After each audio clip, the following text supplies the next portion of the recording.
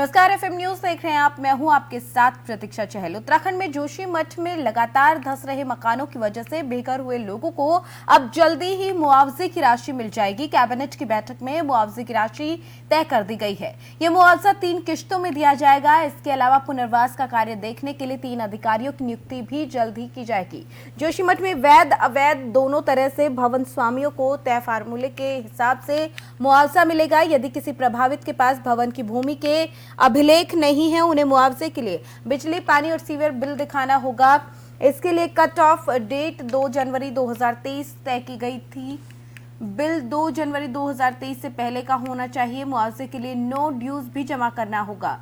जोशीमठ में यदि किसी की कई दुकानें हैं तो उन्हें 15 वर्ग मीटर की एक दुकान मिलेगी। एक से ज्यादा दुकानों और व्यावसायिक प्रतिष्ठानों का मुआवजा दिया जाएगा। जोशीमठ में यदि किसी का भवन सुरक्षित है लेकिन भूमि सुरक्षित नहीं, ऐसे में जांच एजेंसियों की रिपोर्ट के बाद सरकार गाइडलाइन तय करेगी, जिसके आधार पर इस भूमि पर भविष्य में निर्माण कार्य के लिए अनुमति का जो है वो दी जानी है। जोशीमठ में आपदा से प्रभावित लोगों को राहत मिलेगी। अब मुआवजे की राशि को लेकर बड़ा ऐलान किया गया है। कैबिनेट बैठक में ये फैसला लिया गया। जोशीमठ आपदा के प्रभावितों को राहत देने के लिए पुनर्वास पॉलिसी को मंजूरी दी गई है।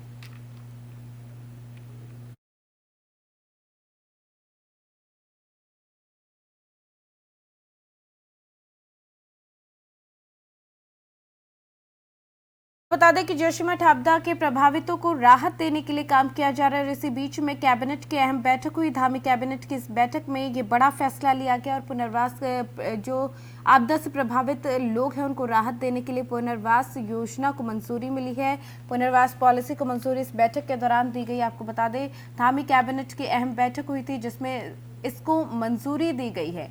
बेघर हुए लोगों को जल्द ही मुआवजा भी दिया जाएगा। इसको लेकर राशि को लेकर ये कहा गया है कि जिन लोगों के वहां पर घर है, वहां पर उनके पास लेकिन उसके दस्तावेज नहीं है, वो बिजली, पानी और सीवर के बिल दिखा सकते हैं, लेकिन वो बिल 2 जनवरी 2023 तक होने चाहिए। 2023 के इससे पहले तक की जो तारीख है वो रखी गई है, इस तारीख तक के बिल जमा करवा सकते हैं। इनको जमा करवाने के बाद ही मुआवजा राशि उन्हें दी जाएगी।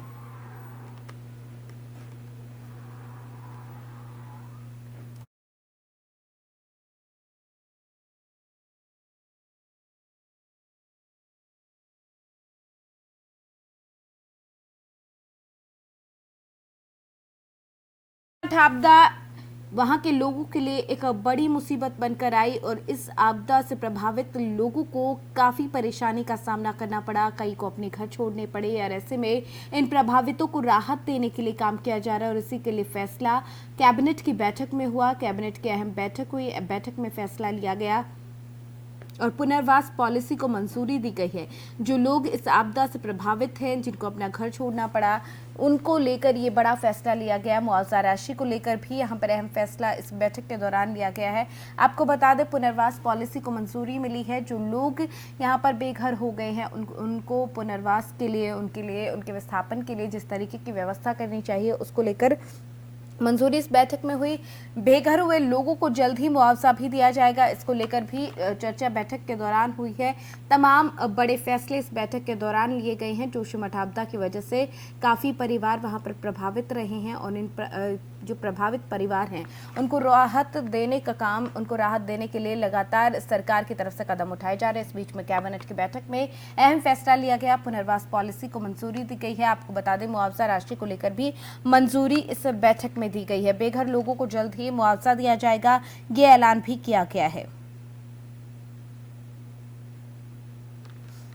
तो जोशीमठ आपदा के प्रभावितों को राहत देने के लिए सरकार की तरफ से बड़ा ऐलान किया गया। इसके पहले आपको बता दें कि जोशीमठ में जब दरारें आनी शुरू हुई, धीरे धीरे वहां पर लोगों के लिए रहना मुश्किल हो गया। लोगों को अपना घर छोड़कर वहां से दूर जाना पड़ा। लोगों को वहां से विस्थापित किया गया ताकि उनकी जान पर जो खतरा वहां पर रहते हुए बन रहा था उसको टाला जा सके। कुछ बिल्डिंग्स को गिराया भी गया। तो वहीं दरारें अब लगातार वहां पर बढ़ रही हैं और ऐसे में इस आपदा के चलते जो लोग प्रभावित हुए हैं उनको लेकर सरकार कदम उठाने की कोशिश कर रही है। और इसी बीच में कैबिनेट की बैठक में यह अहम फैसला लेते हुए पुनर्वास पॉलिसी को मंजूरी दी गई और जल्द ही पीड़ितों को मुआवजा भी दे दिया जाएगा।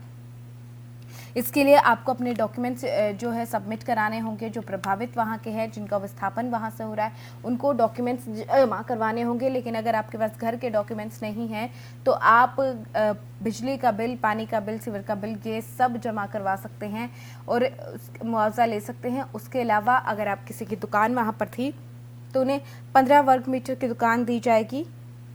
ये तमाम फैसला कैबिनेट की बैठक में जो प्रभावित हैं उनको राहत देने के लिए लिया गया।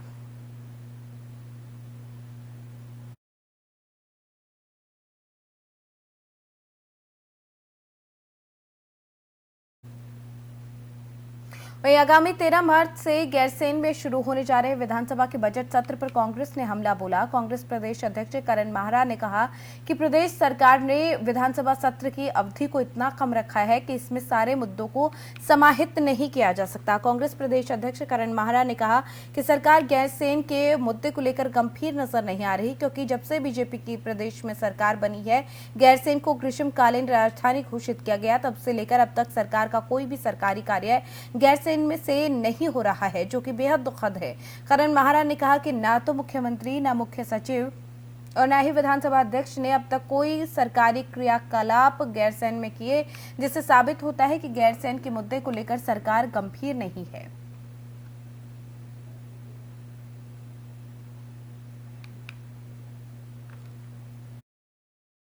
सारे तमाम मुद्दे उठने के लिए 6 दिन बहुत कम है।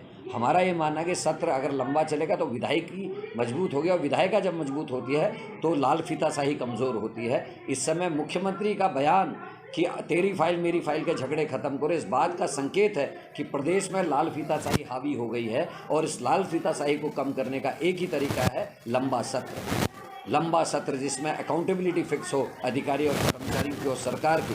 लेकिन सरकार लगातार बच रही है, कहीं वीआईपी का नाम सामने ना आ जाए, कहीं उस सफ़ेद पोस्ट नेता का नाम सामने ना आ जाए जो हाकम सिंह और इनके मंडल अध्यक्ष का संरक्षक है। और एस राजू ने जो कहा है कि सफ़ेद पोस्ट नेता मुझे जांच से रोक रहे हैं, वो बात कहीं खुल ना जाए, इस डर से सरकार सत्र लंबा नहीं चलाना चाहती है, जो बहुत गंभीर है। दूसरा, आप ही के प्रश्न पर एक बात मैं और कहना चाहता हूँ। इन्होंने गैरसैंण को ग्रीष्मकालीन राजधानी बनाया, 2.5 साल में पहला सत्र हो रहा है, एक दिन का सत्र नहीं चला 2.5 साल में। और अगर वाकई में इसको ग्रीष्मकालीन राजधानी बना रहे हैं और लोगों की आंखों में धूल नहीं झोंक रहे हैं तो इनको सरकारी कार्य वहाँ से करना चाहिए। मुख्यमंत्री वहाँ रहे, मुख्य सचिव वहाँ रहे, विधानसभा के अध्यक्ष जी वहाँ रहें, वहाँ सारे कर्मचारी और अधिकारी रहे, वहाँ से उत्तराखंड का जो है सरकारी कामकाज हो, तब हम मानेंगे कि बीजेपी की नीयत सही थी और इन्होंने ग्रीष्मकालीन राजधानी बनाने का काम किया। नकल विरोधी कानून की बात करें, सारे तमाम वहीं उत्तराखंड में उद्योगों को बढ़ावा देने के लिए सरकार ने पहल तेज कर दी है। उत्तराखंड मंत्रिमंडल ने उद्योग विभाग की 5 अलग-अलग पॉलिसियों को मंजूरी दी है। पॉलिसियों को मंजूरी देने के बाद अब प्रदेश में उद्योग को बढ़ावा मिलेगा और राज्य इन्वेस्टर फ्रेंडली राज्य की दिशा में आगे बढ़ेगा। उद्योग सचिव पंकज पांडे ने बताया कि उद्योग विभाग की 5 अलग-अलग पॉलिसियों को मंजूरी दे दी गई है, जिससे सबसे महत्वपूर्ण स्टार्टअप पॉलिसी 2023 है, जो कि उत्तराखंड के नए इन्वेंशन को बढ़ावा देगी। इसके बाद उन्होंने बताया कि इससे पहले उत्तराखंड में स्टार्टअप पॉलिसी 2018 लागू की गई थी, जो कि अब पूरी हो चुकी है और नई पॉलिसी के रूप में स्टार्टअप पॉलिसी 2023 लाई गई।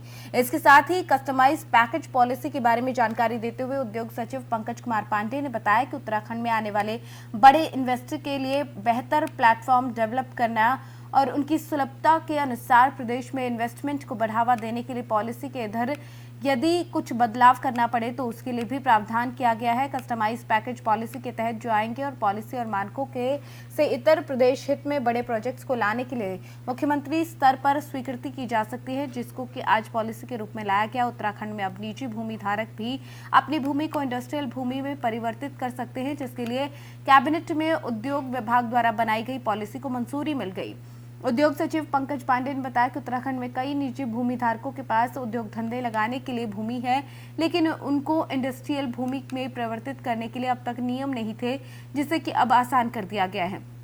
निजी भूमि धारक यदि उद्योग स्थापित करना चाहते हैं तो उससे 10 लाख प्रति एकड़ का सपोर्ट उद्योग विभाग की तरफ से दिया जाएगा। उत्तराखंड में उद्योग विभाग की तरफ से हर साल अपने कुछ लक्ष्य निवेश को लेकर तय किए गए हैं, जिनको इन लक्ष्यों को बारे में बताते हुए उद्योग सचिव पंकज पांडे ने बताया कि पिछले साल उद्योग विभाग का 7,000 करोड़ का लक्ष्य जो था उसे पूरा कर लिया गया। तो वहीं इस वित्तीय वर्ष में 11,000 करोड़ के इन्वेस्टमेंट का लक्ष्य रखा गया। वहीं उद्योग विभाग की इन 5 नई पॉलिसियों की बदौलत उद्योग विभाग का अगले वित्तीय वर्ष का लक्ष्य 15 से 20,000 करोड़ रुपए का होगा, जिसमें आगामी वित्तीय वर्ष में पूरा करने की कोशिश करेगा।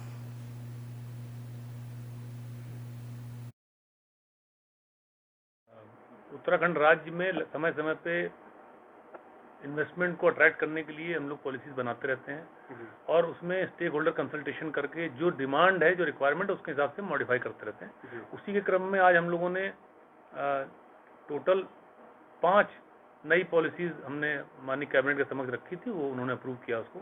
उसमें स्टार्टअप पॉलिसी 2023 है। पहली जो हमारी पॉलिसी थी वो 2018 की थी, तो 5 साल उसको हो गया था। पिछले साल हम लोग लीडर की कैटेगरी में आए थे स्टार्टअप में, तो उसको देखते हुए हम लोगों ने ये प्रयास किया है कि जो अच्छा काम कर रहे हैं, जो 3 टॉप स्टेट थे इंडिया के, उनके जो इंपॉर्टेंट पॉइंट थे पॉलिसीज के और जो हमारा एक्सपीरियंस रहा पिछले 5 साल में, उसको इनकॉर्पोरेट करते हुए हम लोगों ने स्टार्टअप की नई पॉलिसी बनाई है। इसमें होल ऑफ गवर्नमेंट अप्रोच हमने रखी है कि डिपार्टमेंट, जितने भी डिपार्टमेंट हैं गवर्नमेंट के, सब लोग स्टार्टअप में कंट्रीब्यूट करेंगे। क्योंकि अलग अलग सेक्टर में हर जगह पे स्टार्टअप के लोग रहते हैं जो इनोवेशन कर रहे होते हैं, काम कर रहे होते हैं, लेकिन उनको कभी मौका नहीं मिलता है। सब सिर्फ इंडस्ट्री वाले ये काम कर रहे थे, तो अब हम लोग सारे डिपार्टमेंट को इसको इसमें शामिल कर रहे हैं। इसके अलावा एक हमने इसमें फंड का भी अरेंजमेंट किया है कि स्टार्टअप को जो फंडिंग होती है, जो एंजल इन्वेस्टर की बात करते हैं, क्योंकि नए बिजनेस को में इन्वेस्टमेंट करने से लोग डरते हैं, तो एंजल इन्वेस्टमेंट उसमें होता है, कई सारे इन्वेस्टर होते हैं।